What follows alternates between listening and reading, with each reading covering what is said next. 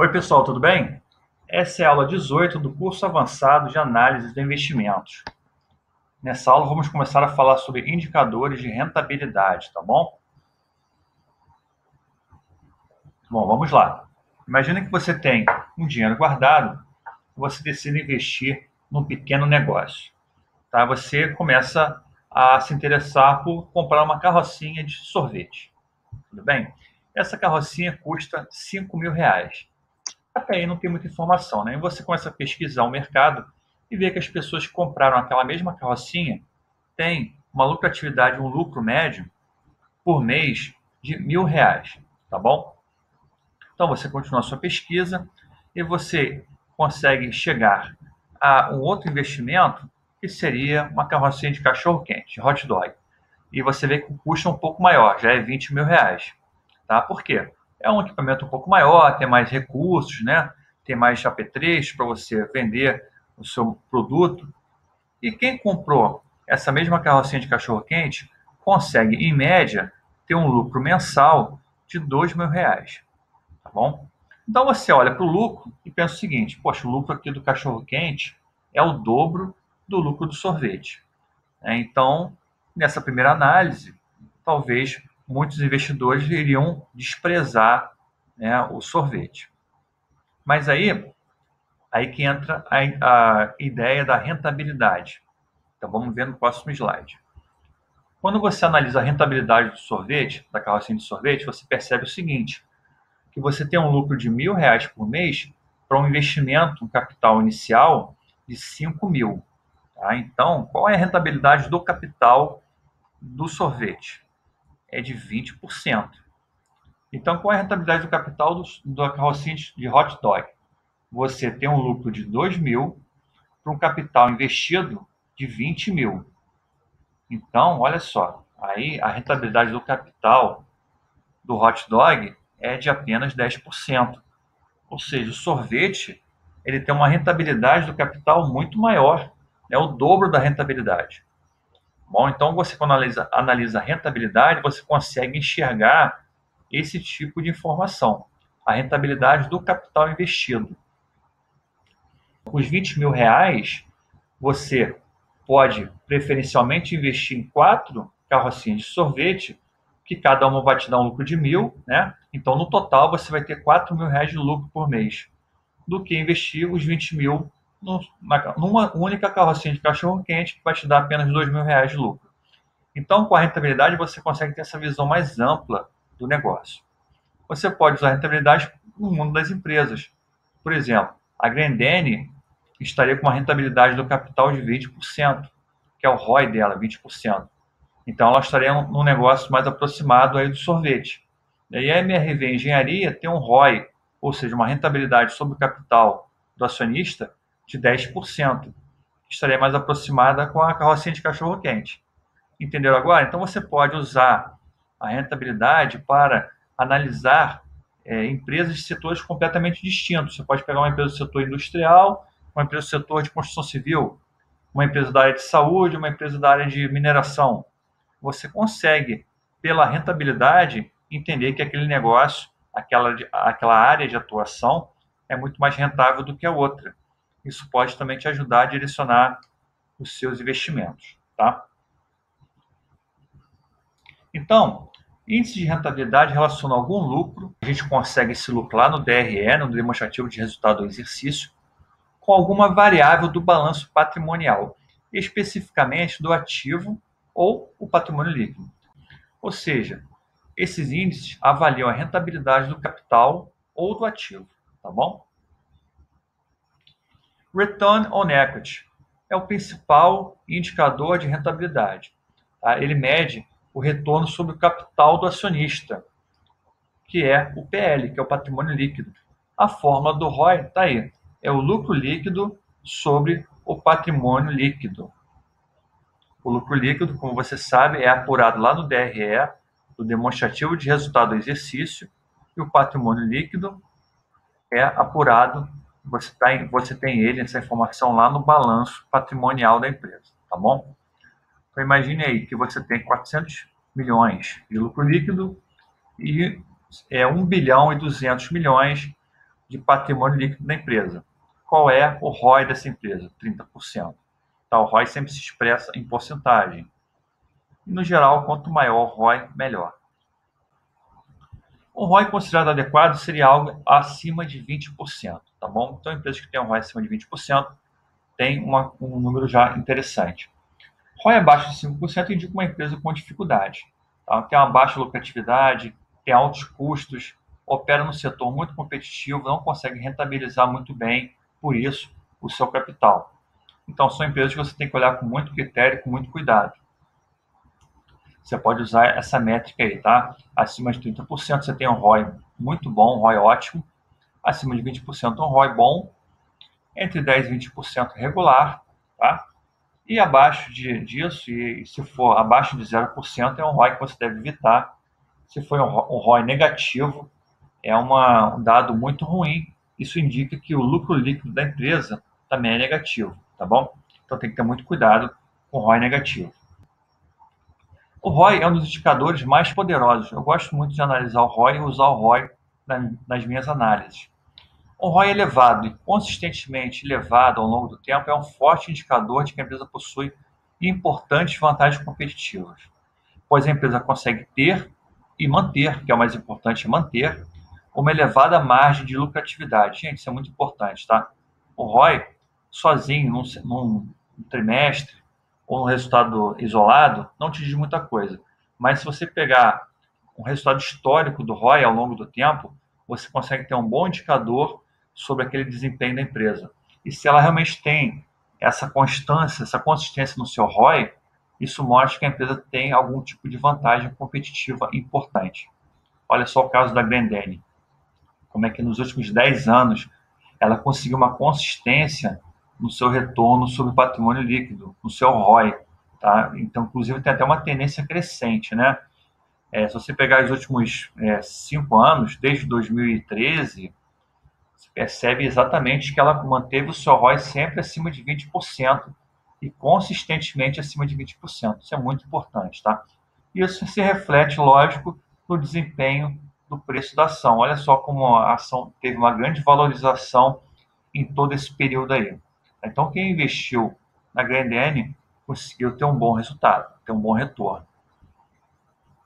Um caso assimétrico seria o da Ford Taurus. Olha só como é que o ROI dela é completamente maluco, né? Tem períodos de alta, período de baixa, de prejuízo, negativo, positivo, ou seja, não tem nenhuma tendência definida. Para você investir numa empresa dessa, você tem que dar muita sorte. Né? Na verdade, é isso. Olha só o comportamento do preço dela, não tem nenhuma lógica. Né? Então, o investidor aqui de longo prazo tem que evitar esse tipo de empresa, tá bom? O ROI é um indicador muito legal, mas você tem que ter cuidado, porque às vezes ele pode te enganar. Você tem que ter cuidado quando a empresa tiver patrimônio líquido negativo e lucro líquido negativo, porque assim o ROI pode ficar positivo. Né? É só pensar na fórmula dele. A fórmula dele é ROI é igual ao lucro líquido sobre o patrimônio líquido. Se o lucro líquido for negativo e o patrimônio líquido também for negativo, você tem negativo sobre negativo, você vai ter um número positivo. Tá? Isso pode gerar para você alguns erros. Você pode achar um ROI elevado, achando que aquela empresa é muito boa, mas na verdade ela é uma empresa muito ruim. Ela tem prejuízo e tem PL negativo. Tá? Então, muito cuidado quando você for analisar e olhar o ROI. Olhe sempre se a empresa tem prejuízo ou se a empresa tem um PL negativo também. Outro indicador importante é o ROA, que é Return on Assets, ou seja, retorno sobre ativos. Tá?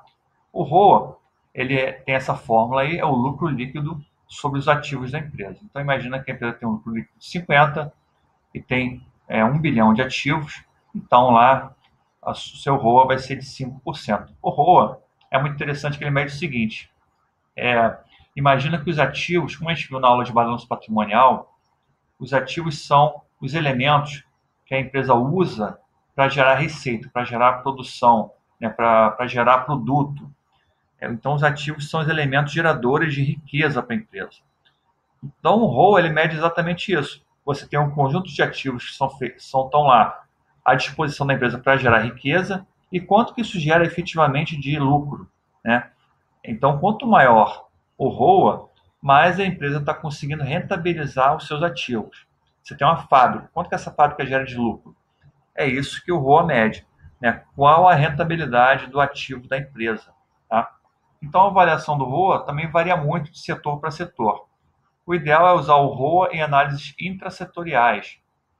Por que isso? Porque cada setor tem uma estrutura de capital muito distinta. Empresas têm mais ativos, menos ativos, tem mais fábricas, menos fábricas, tem mais galpões industriais. Então, depende muito do setor que a empresa está inserida. No geral, um ROA acima de 10% é muito bom, mas quanto maior, o ROA, logicamente, é melhor, né? É o índice que mede a eficácia geral da administração de uma empresa em termos de geração de lucros com os ativos disponíveis. Exercício: calcule o ROA e o ROI da Grendene. Ok? Conseguiu fazer? É fácil, né, gente? Bem tranquilo de fazer. Tá? Você pega aqui o demonstrativo de resultado da Grendene, tá? Os trimestres isolados, você vai ter que somar esses trimestres para você pegar o lucro anual, é o lucro dos últimos 12 meses que você vai utilizar, e você vai dividir esse valor pelo patrimônio líquido. Então, você vai pegar lá 645 milhões, que é o lucro dos últimos 12 meses, vai dividir pelo patrimônio líquido, que é 3 bilhões, 232 milhões, vai dar um ROI aí de 19,96%, que dá 20%, né? Arredonda para 20%, tá bom? O ROA é a mesma coisa, só que você vai pegar, em vez de pegar o patrimônio líquido, você vai pegar o ativo total da empresa, que está lá no balanço patrimonial. O ativo total é 3 bilhões 789 milhões. Então, o cálculo é o mesmo, né? O ROA é o lucro líquido dos últimos 12 meses, 645 milhões, dividido pelo ativo, que é 3 bilhões 789 milhões, vai dar um ROA aí de 17%, tá? Bem simples de calcular, né? É só pegar os dados e botar aqui na formulazinha. Você também, na verdade, não precisa ficar calculando esses indicadores, tá? Geralmente, os sites Fundamentos, Pense Rico, Comparando, de quem investe, já trazem esse número para você calculado. Então, isso já facilita bastante o seu trabalho. Isso aqui é uma coisa muito legal. A interação entre ROA e ROI permite a você entender o conceito de alavancagem e a importância desse conceito. Vamos ver como alavancagem que a dívida, né, o nível de endividamento da empresa, pode ajudar a aumentar a rentabilidade para os acionistas, ou seja, aumentar o ROI. Então, o conceito de alavancagem está muito ligado à dívida. Então, a empresa que tem poucas dívidas, ela está pouco alavancada.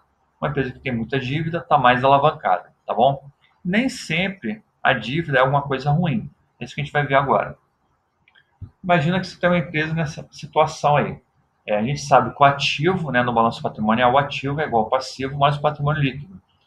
Então, imagina que a empresa tem 600 milhões de ativos, 400 milhões de passivo, e o patrimônio líquido dela, que é o capital do acionista, é de 200 milhões. E com essa estrutura de capital, a empresa consegue gerar um lucro líquido de 100 milhões, tá bom? Então, se a gente calcular aqui o ROI, né, o ROI é 100 milhões, que é o lucro líquido, dividido pelo PL, que é 200, patrimônio líquido, vai dar um ROI de 50%. Qual é o ROA? O ROA é retorno sobre o ativo. Então, retorno é lucro líquido, que é 100, dividido pelo ativo, que é 600, vai dar um ROA de 16,6%, tá bom? Vamos ver agora um exercício com esse dado aqui.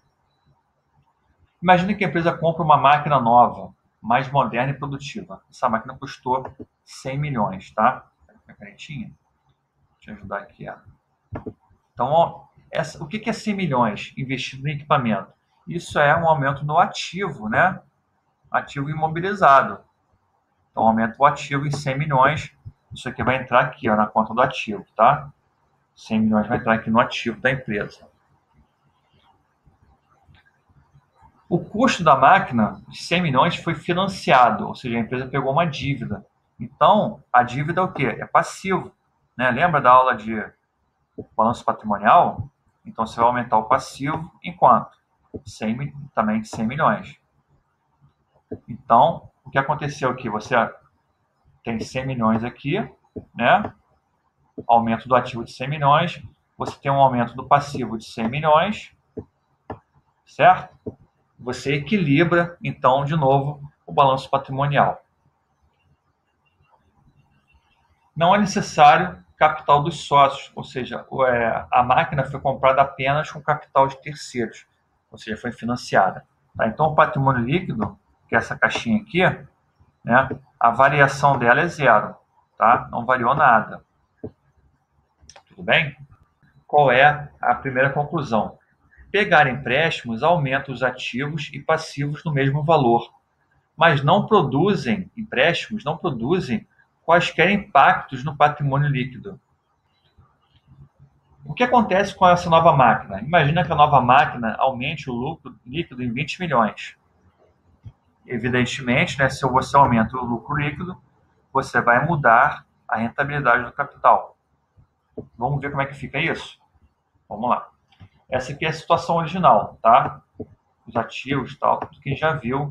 Né? Você tem um ROA, rentabilidade do ativo de 16%, e tem um ROI de 50%. A nova situação é essa aqui. Aumentou os ativos em... Uma outra canetinha aqui, tá? Azul. Você aumentou o ativo em 700, né? Aumentou em 100, passou para 700. Aumentou também o passivo em 100, né? Por quê? Aumentou a dívida da empresa, né? Ela pegou um financiamento, aumentou em 100. O patrimônio líquido não mexeu, foi zero, né? A variação foi zero. E o lucro líquido aumentou também, aumentou em 20, né? Foi o aumento gerado pela nova máquina. Então, você comprou a máquina, aumentou o ativo, aumentou o passivo, e você conseguiu aumentar o lucro líquido da empresa em 20. Tudo bem? Qual é o novo ROA? A nova rentabilidade sobre o ativo. Vai ser 120 agora, que é 120, o novo lucro líquido, dividido por 700, vai dar 17%. Tá bom? E qual o ROI? O novo ROI é o novo lucro líquido, que é 120 milhões, um aumento de 20, dividido por 200, que é o PL, que não mudou, o ROI da empresa passa a 60%. Tá? Então, você vê que, no caso, esse empréstimo foi muito interessante, porque ele aumentou a rentabilidade sobre o capital do acionista, passou de 50% para 60%, e também aumentou a rentabilidade sobre o ativo, porque a máquina realmente aumentou bastante a produtividade da empresa. Então, quando a empresa, isso é muito importante, quando a empresa é bem gerida e atua com boa rentabilidade e lucratividade, ela tem condições de se alavancar, ou seja, aumentar dívidas, para aumentar seus lucros e o retorno para o acionista. Tá, gente? Então, isso é muito importante. Tá? Vou ler de novo, para você gravar essa informação. Quando a empresa é bem gerida e atua com boa rentabilidade e lucratividade, ela tem condições de se alavancar, de aumentar suas dívidas, para aumentar seus lucros e o retorno para o acionista. Então, nem sempre dívida é sinônimo de problemas. Dívidas controladas ajudam o crescimento da empresa, melhoram a lucratividade e a rentabilidade. Então, é preciso acabar um pouco com essa ilusão, essa lenda de que dívida é sempre ruim. Dívida nem sempre é ruim. Se a empresa conseguir pagar a dívida pode ser muito boa para a empresa. Ela pode conseguir aumentar a sua rentabilidade, pode melhorar a sua produção, pode melhorar a sua lucratividade. Isso é sempre bom para o acionista. Tá? Então, exemplos de empresas que têm essa situação, por exemplo, a empresa do setor elétrico, a SGT, e empresas de concessão de rodoviária, que no caso é Ecorodovias. São empresas que estão sempre me perguntam se essas empresas estão muito endividadas. Eu digo que não estão endividadas. Apesar delas terem lá aquele indicador, né, dívida sobre valor patrimonial, o pessoal olha muito esse indicador, né? Acima de 1, as duas têm uma dívida sobre valor patrimonial acima de 1. Isso não necessariamente significa que as empresas estão falidas, entenderam?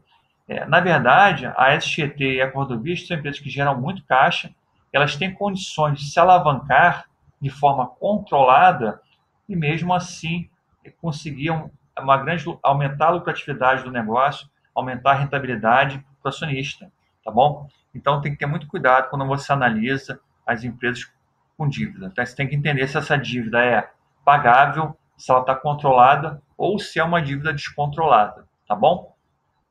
Então, isso que eu queria falar sobre rentabilidade nessa aula. Na próxima aula, vamos continuar falando sobre rentabilidade. Vamos falar sobre ROIC, tá? Que é um indicador um pouco mais complexo e vai precisar de uma aula exclusiva só para ele, tá bom?